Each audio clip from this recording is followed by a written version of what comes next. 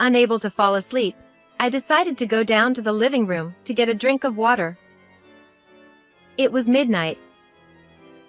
I carefully made my way down, trying not to make a noise, and was surprised to find the lights on. I heard my husband, my son, and his wife whispering. Did you see that? How desperate she looked, trying to please us. It's really pathetic. Yeah, the look on her face when she saw the leftovers in the trash was hilarious. The fried chicken and croquettes weren't even that good, but when she asked, "Didn't you like them?" I almost burst out laughing. They insulted and laughed at me, calling me useless. I wished it was just a bad dream. But I knew things had gone too far for that. I had reached my limit. Since my son and his wife moved into the new house we built a few months ago, I've been ignored continuously. The three of them would look at me with eerie smirks. Lately, I had passed anger and sadness and felt nothing anymore. It didn't take long to decide to leave the house. I quietly returned to my room and started looking for a temporary apartment. The next night, after work, I packed the essentials into a suitcase. Once I left for the temporary apartment, I received calls from my husband, my son, and his wife that same night. Mom! Come back right now! I was planning to treat you to dinner tonight. Please, come back. Hey, where are you? Stop being stubborn and come home now. They all kept chanting "come back" in unison. I thought back on everything that had happened as I gave my response. My name is Nancy. While working full-time, I also managed the household. My husband, Jason, also works, and it's a daily routine for him to complain about his subordinates at the breakfast table. Young subordinates these days don't even want to answer the phone. It's ridiculous. It's different now. Everything can be done through social media. They lack a sense of responsibility as professionals. When I was younger, From there, his endless stories about the past would begin. I would always listen to him with a sense of resignation. To put it bluntly, my husband is not someone with modern views. He casually says things like, men should work outside, and women should focus on housework and childcare. or, Women should serve men. he can't stand not having control at home and likes to act like the Lord and Master. When our children got married and moved out, and I decided to become a working wife, he didn't like the idea, but I managed to convince him to let me work. By the way, about the new house we're planning to build. I gave a half-hearted response to his words, which he started with excitement. Despite being in his 50s, he had decided we should buy a new house. He said it would be more comfortable to spend our retirement in a new house rather than in our old, outdated one. But isn't our current house good enough? We could just remodel it instead of rebuilding. No, it has to be a new house. Stubbornly refusing to change his mind about building a new house, Jason insisted on going through with it, so we ended up hiring a home builder. When it's finished, let's invite our son and his wife for a party. They'll love it. He started excitedly planning the menu for the party. I knew he'd leave all the arrangements and serving to me while he just decided on the menu. I sighed quietly to myself. Soon, the new house was completed, and my husband and I moved in immediately. The unique scent of new wood filled the space with a gentle aroma. Aren't you glad we built it? He puffed out his chest proudly. Even though it felt a bit too spacious for just the two of us in a two-story house, I couldn't help but feel a bit happy at that moment. A month later, Jason and I invited our son and his wife for a housewarming party to celebrate the new house. Our son John and his wife Amy entered the house with wide-eyed amazement. Currently living in an apartment, they couldn't stop expressing their admiration. It's so spacious. What a beautiful house! It's wonderful. Encouraged by their words, my husband casually suggested, If you want, you can live with us. We have extra rooms. "Come on, they can't possibly want to live with us." "Stop joking," I said, laughing it off. The party ended on a cheerful note. Little did I expect that they would take his words seriously and move in. A few days after the party, my son and his wife arrived with large luggage. "What's with all the stuff?" I asked, bewildered. John tilted his head. We're moving in. Amy added. Your husband said it was okay. They walked in as if it was their home. When I asked about their apartment, they said they had canceled the lease, effective at the end of the month. "This is too sudden," I said, trying to gently oppose the idea, hoping they would be independent. But they wouldn't listen and instead won Jason over. Jason said, What's the difference if one or two more people live here? "It's not about the number of people." And besides, if they've canceled their lease, they have nowhere to go. It's cruel. Even though it was their responsibility, my husband was adamant. Thus, they moved in with us almost uninvited. After a while, a moving truck arrived in front of the house, and some well-built movers began diligently unloading boxes. They finally left with a cheerful thank you, leaving my son and his wife's belongings scattered all over the new house. However, instead of tidying up, the two of them relaxed in the living room, lazily playing with their smartphones. "These are your things. Please put them away," I said, as there was no room to walk. John replied, We're tired, so you should do it, Mom. Most of the moving was done by the movers, and they had done nothing. My husband saw this and said nothing, merely glancing at the pile of boxes. "Jason, say something to them," I urged. Jason said, Don't be so rigid, Nancy. You should do it for them. We're family. He then returned to his smartphone. I thought, why me, but took a deep breath to calm myself. There must be fragile and important items among their belongings. Even though we're family, I felt uncomfortable handling their stuff. "Amy, could you at least help me?" I asked.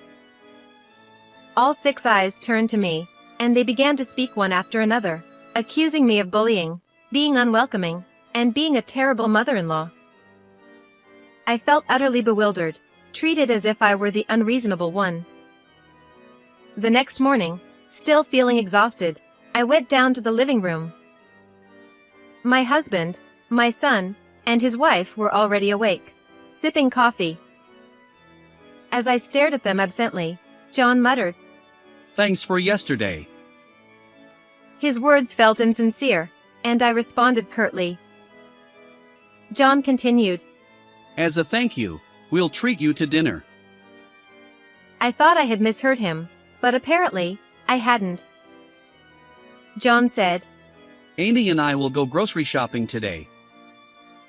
Amy nodded from a distance.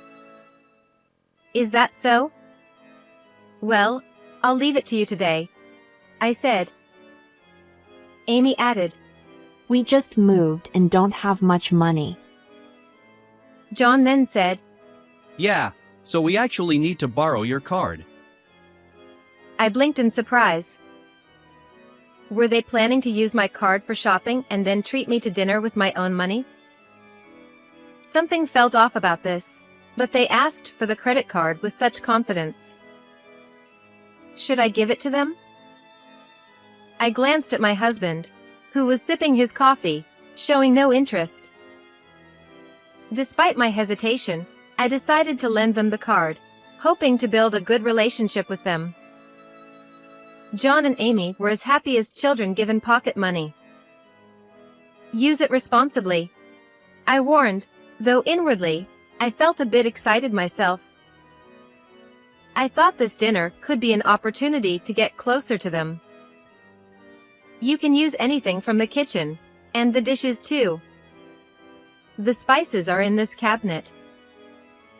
I showed Amy the locations, and she nodded with a low Yes. Later that evening, I came home from work, hoping that they would have dinner ready. How wonderful that would have been in reality. Instead, I found the house dark and silent.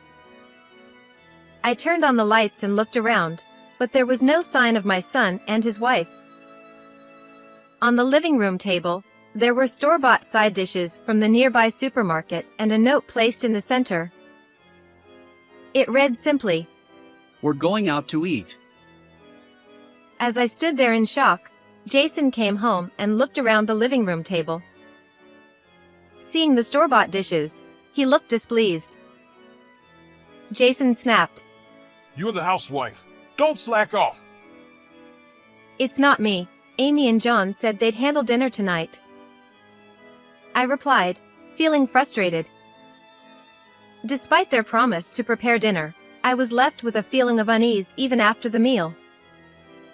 The next morning, I was determined to confront my son and his wife about the previous night.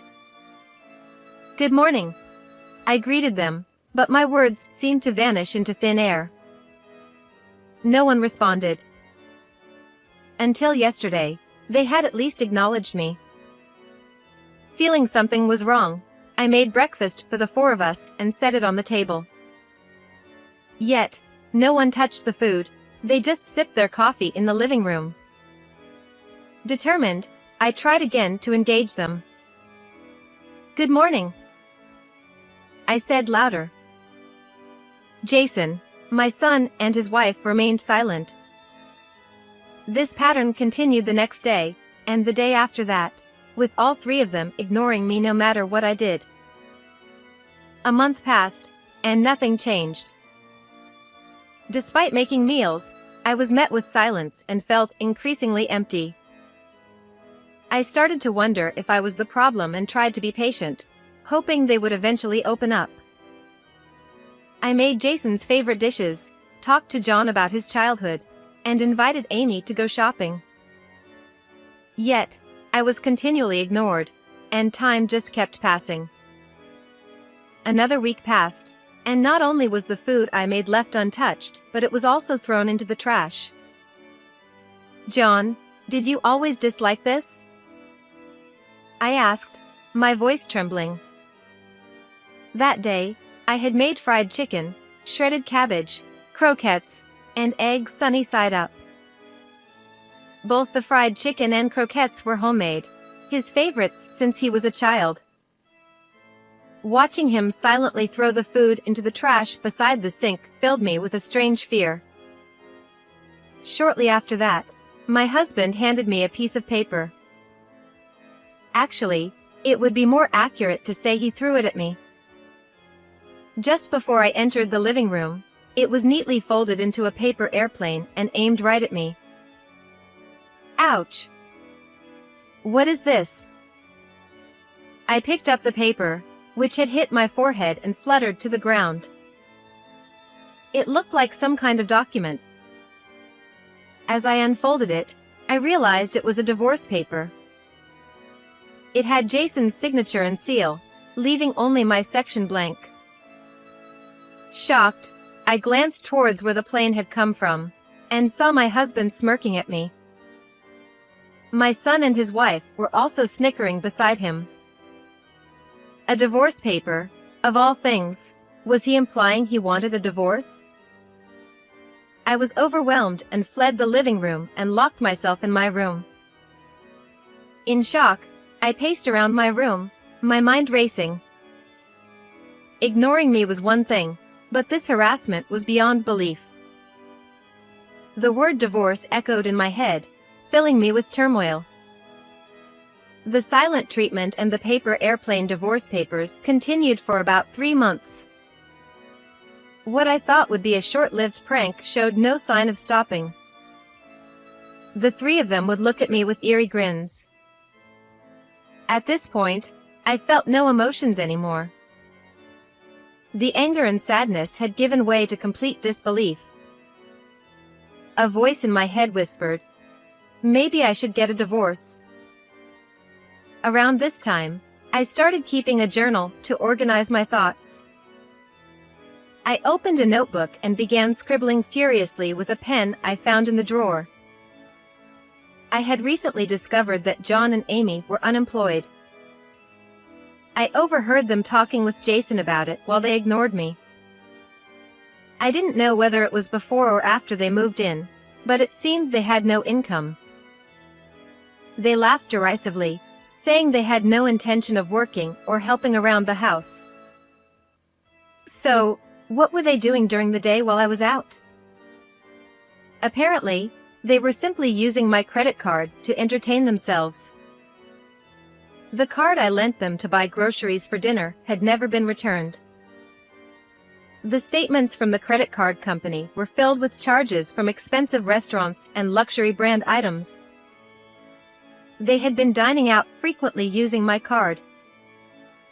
Jason, it seemed, said nothing about this.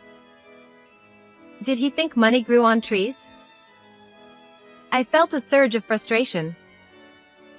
After finishing my writing, I closed the notebook and shut my eyes. What exactly did these 3 want from me? One night, I woke up unexpectedly. Even though I knew sleeplessness would affect my work the next day, I couldn't fall back asleep. It was midnight, and I decided to go downstairs to get some water. As I carefully made my way to the living room, trying not to make any noise, I noticed something surprising. The lights were on. The light leaking through the door wasn't the only thing. I also heard hushed voices. Jason said, Did you see how desperate she was? Trying to please us. It's just pathetic. Amy replied, Yeah, her face when she saw the leftovers in the trash was hilarious. John added, The fried chicken and croquettes weren't even that good. When she asked, "Do you not like it?" I almost burst out laughing. Jason continued, Honestly, her cooking is below average. Good job, John. Amy agreed. And I really wish she'd stop inviting me to go shopping with her. They insulted and laughed at me, calling me useless. I wished it were just a bad dream, but it was all too real. I had reached my limit. Once I decided to leave, I acted quickly. I quietly returned to my room and started looking for a temporary apartment. The next evening, after work, I packed the essentials into a suitcase. A few days later, I signed the lease for a temporary apartment, got the keys, and headed to the place. That morning, all 3 of them had gone out, so the house was empty. I called the credit card company and canceled my card, stopping it from being used any further. Leaving the newly built house behind, I arrived at my temporary home and felt an unexpected sense of relief. No more enduring their treatment, my shoulders relaxed, and I collapsed onto the floor. That night, my phone buzzed. Seeing it was a call from my son, I answered. Hello? Mom! Come back right now! The card isn't working! I canceled the card. What? Why did you do that? We were eating sushi, and now what are we supposed to do? So, they had sushi today? How nice for them, I thought to myself. Figure it out yourself. I snapped at my son before hanging up the call. It was convenient for him to want to talk only when he needed something. Next, Amy called. Just as I was about to make some instant noodles, my phone rang again. Hello? Nancy, it's me. John told me you canceled the card. Why did you do that? She sobbed quietly on the other end. I was going to treat you to dinner tonight. Please come back. Her insincere words made me decide to speak my mind. Amy, I'd be happier if you treated me with money you earned yourself. What? Are you saying I don't work? That's cruel. She stammered. Do you think I don't know? My words clearly unsettled her, as she kept repeating. Well, I mean... Get your act together, I retorted before hanging up. She was likely puzzled by my words, wondering what I meant. Telling someone to get your act together is a way of telling them to wake up and be responsible. I wanted her to stop relying on my card and get a job, even if it was just part-time, to support herself. Then Jason called. I had just poured hot water into my noodles and waited the 3 minutes. Where are you? Stop being stubborn and come home. He demanded, sounding frantic. Are you also having trouble because the card isn't working? He paused for a moment, then asked how I knew. When I told him the others had called, he responded in agreement. I continued. Sorry, but I'm divorcing you. What? You can't just decide that on your own. Where are you? He demanded. I'm not telling you. Enjoy your time with John and Amy. I can't do that. They're just money leeches. The fact that he knew this while allowing them to freely use my card left me speechless. They only moved in for my money.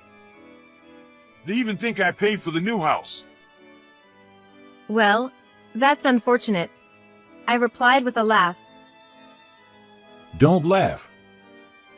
I was going to keep you as a housekeeper. You betrayed me.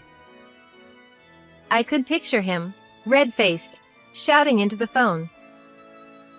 Claiming he'd keep me as a housekeeper was quite audacious. Betrayed? Who's the betrayer here? Reflecting on everything, I responded. The new house was built on land inherited from my late parents. I was the one who inherited it, and both the land and house were in my name.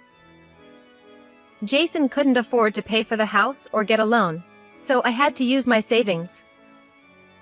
Despite living in that house, he allowed our son and his wife to move in without consulting me, ignored me, and threw divorce papers at me like paper airplanes. Who do you think it was? I asked. Shut up!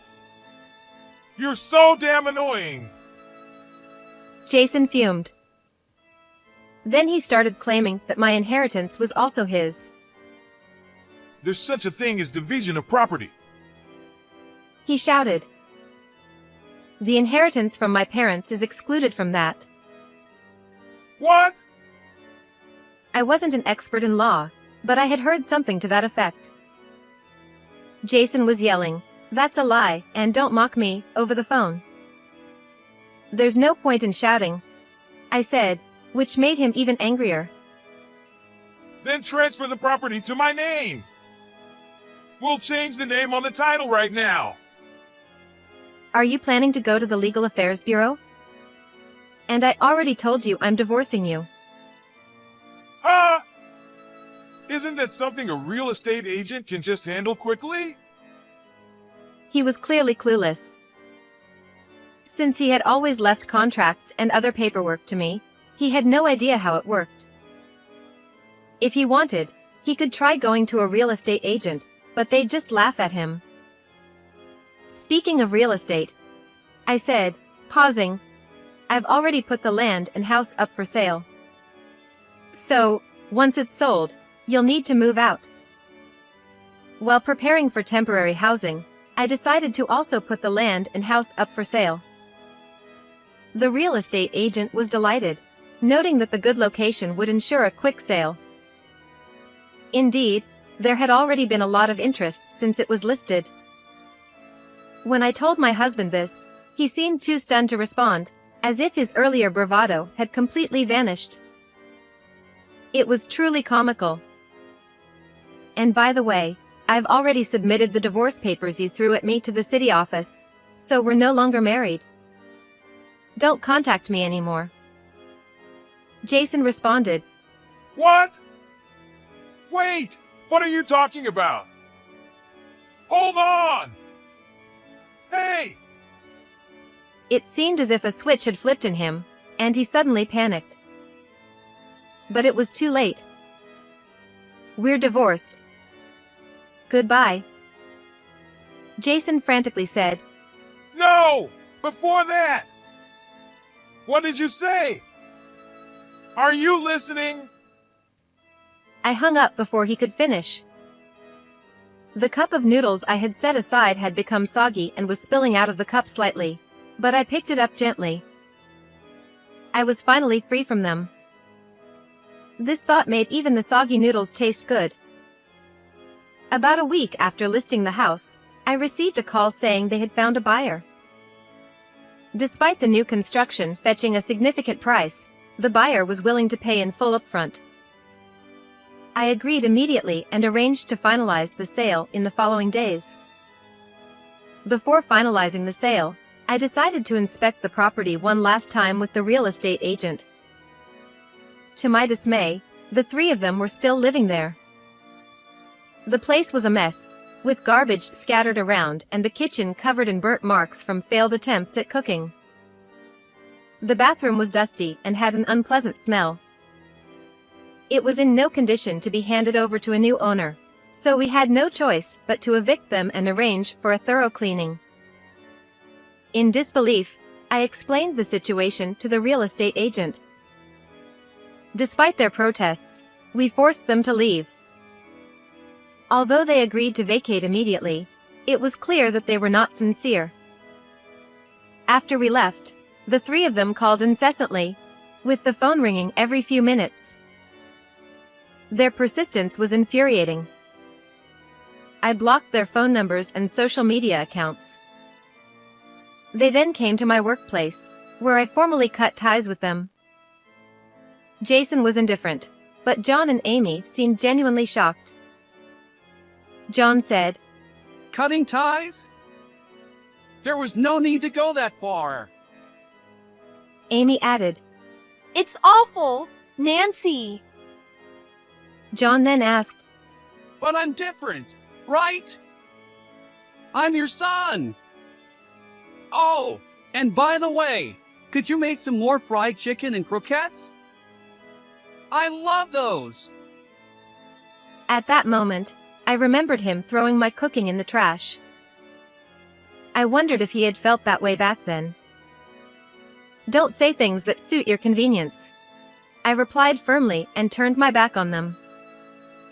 Since then, I haven't seen my son and his wife, or my husband. I have no idea where they moved. Having left the weekly apartment, I now live in a small apartment for single occupancy. I continue to work but take great pleasure in the freedom of living alone.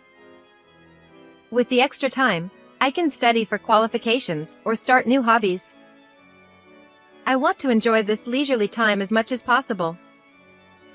Even though it's not a new house, this small room is still my castle. I'm excited to redecorate, try out some dried flowers, and cook just for myself. With these thoughts in mind, I poured hot water slowly into my cup of noodles. How did you find this story? Please don't forget to subscribe to the channel. See you in the next video.